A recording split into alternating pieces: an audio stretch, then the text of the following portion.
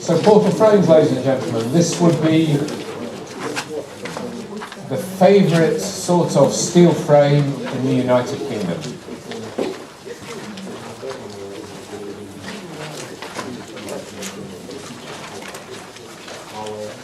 The whole of the British countryside is covered with portal frames. I can buy food from a portal frame, from a supermarket. I can buy plumbing from a portal frame. Everywhere I look in the United Kingdom, there are portal frames. So for single-storey structures in the UK, 90% will be portal frames. Some portal frames look beautiful.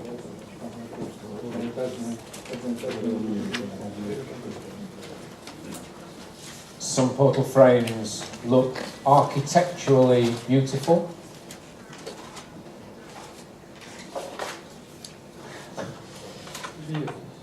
Some portal frames look very appealing. You are a very strange audience. I don't think any of those frames look beautiful. This is a portal frame, lots and lots of these in the UK. They will be designed by very specialist software just for the design of portal frames. I was talking to somebody in the audience earlier on, and they fabricate members for portal frames. They are tapered sections. In the United Kingdom, these would be roll sections, always. They would be beam sections. When would you not use a portal frame?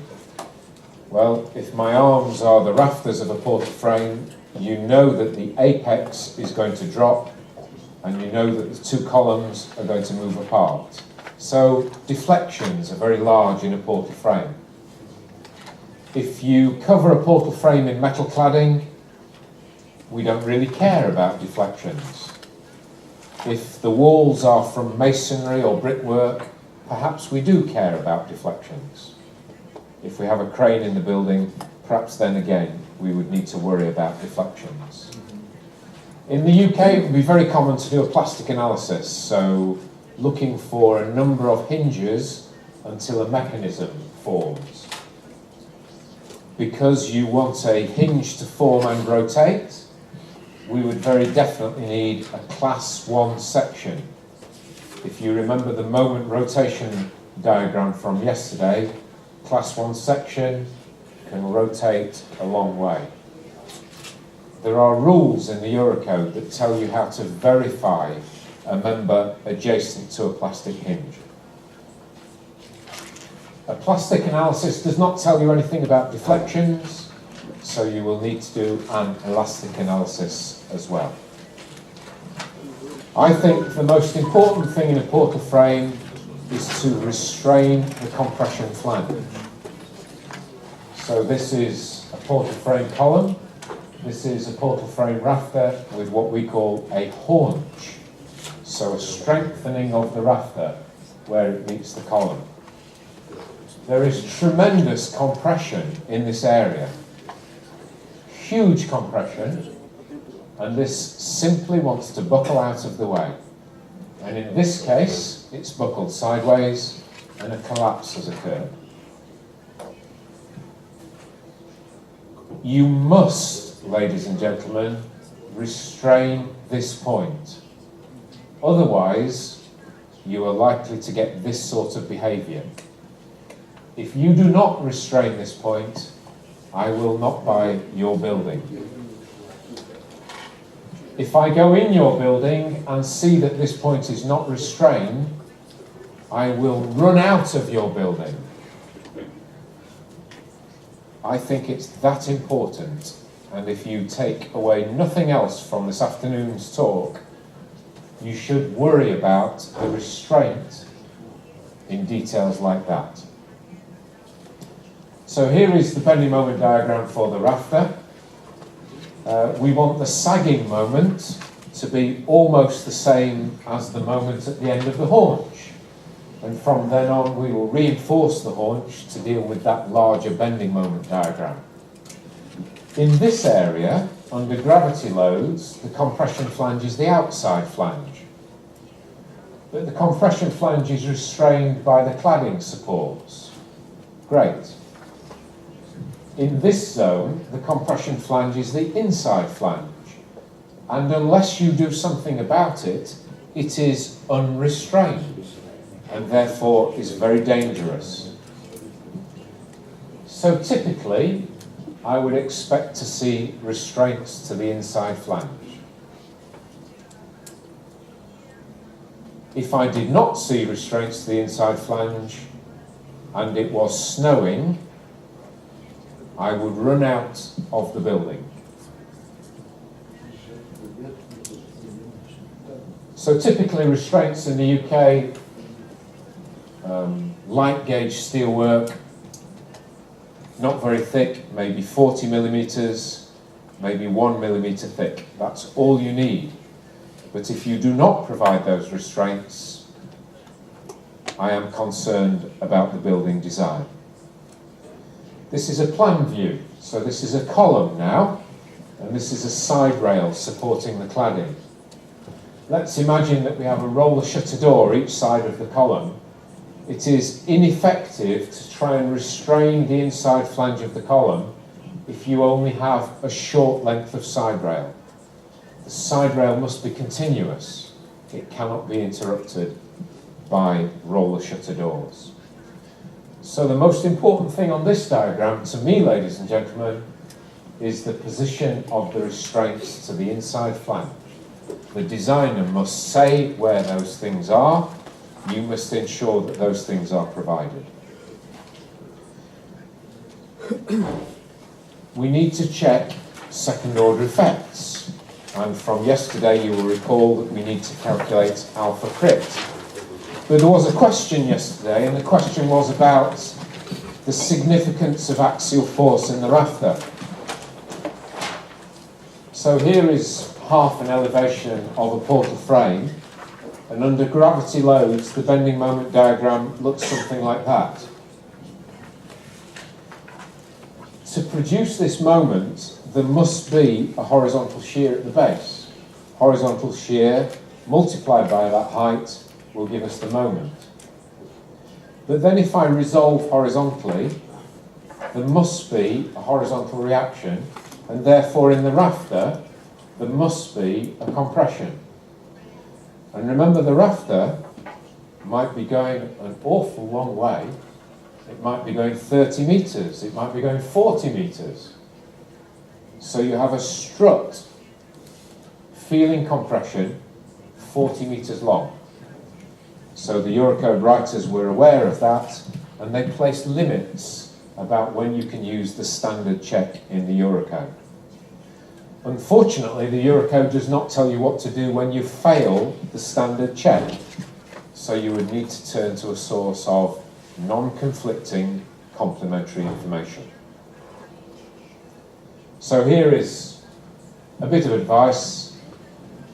Calculate alpha crit.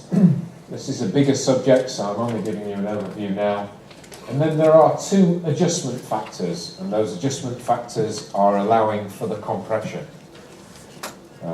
If you don't allow for the compression, again, you are in serious, there is the potential to make a mistake.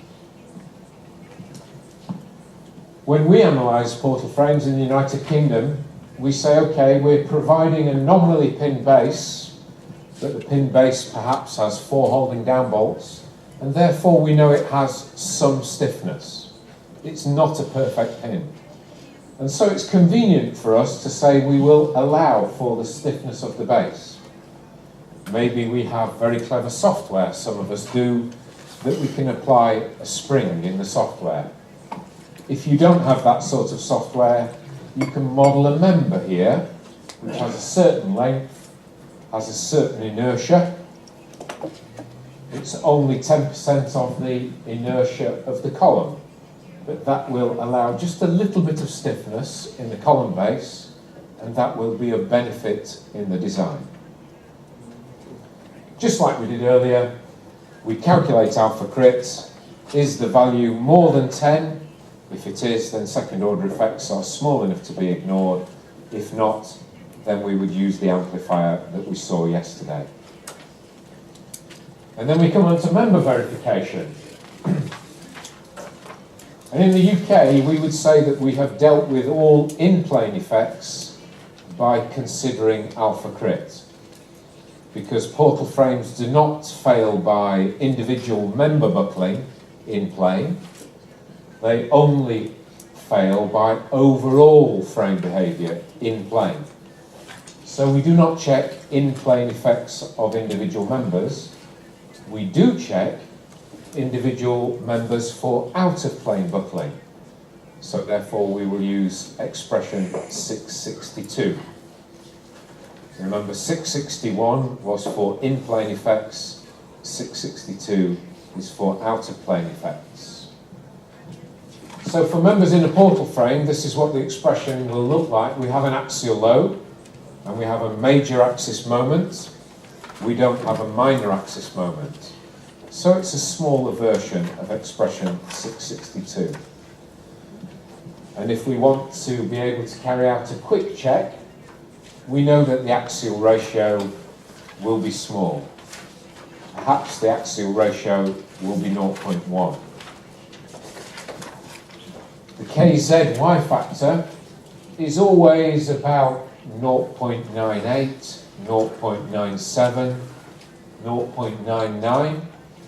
So it's convenient to assume 1.0, and then we would simply check the applied moment divided by the lateral torsional buckling resistance, and in this case we would limit it to 0.9. The connections for us would be a bolted connection, a relatively thick end plate, M20 or M24 bolts. We are using a rolled section for a column because there is a large bending moment. But columns, you know, have thin webs, so it's likely that we would have a compression stiffener. At the apex, just a small increase in the depth of the member so that we can provide a bolted connection. Now, fire design in the UK may differ from here in the Ukraine, because a portal frame in the UK is defined simply as a roof. That's all it is. A roof does not need fire protection in the UK. The only requirement in the UK is to stop the fire spreading from your property to your neighbour's property. So the objective in the UK is to make sure that the wall which is adjacent to your neighbour remains in position. So the objective is to prevent fire spread. So we have some simple rules again that say, okay, we have some problem in our building. The rafters, they soften, they go into catenary, so they sag into catenary. They are then in tension, and therefore we have a horizontal force pulling into the building applied at the top of the column. So we provide fire-resistant cladding on that elevation. We fire protect that column, but only that column, and we provide some moment resistance at the base so that the wall remains in position. We know that the rest of the building may have a problem, but actually the requirement in the UK is to stop the fire spreading to the neighbour's property. Sometimes, to provide moment resistance at the base, we have to thicken the base plate, provide more bolts, or maybe even a small haunch. But even if we do that, and we know that the base has some moment resistance, we still assume that it behaves as a nominal pin. 70 years of steel design in the UK, we cannot be wrong. So here is a portal frame in fire. Some of the cladding has burnt off. You can see some spectacular catenary here.